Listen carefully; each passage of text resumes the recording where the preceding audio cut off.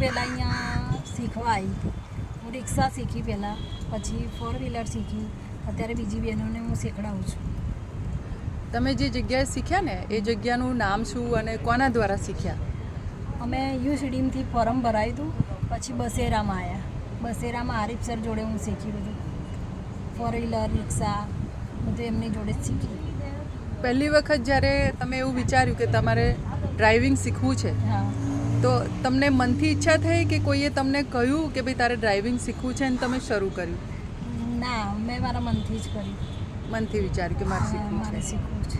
અને જ્યારે પહેલી વખત સ્ટીયરિંગ પકડ્યું ત્યારે ડર લાગી હતી. ડર લાગેલો, પછી શું લાગ્યું ધીરે ધીરે?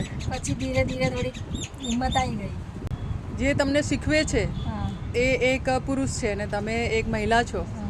તો એ પ્રમાણે એમ ડર લાગે કે ભાઈ નહીં ફાવે તો શું કરીશું એવું કંઈ? ના, એવું કશું નહીં. સરનો સ્વભાવ જ એવો હતો કે અમને એવું કંઈ લાગે જ નહીં. એમ શીખવાડવા માટે બેઠા છે હા. ને શીખવે છે.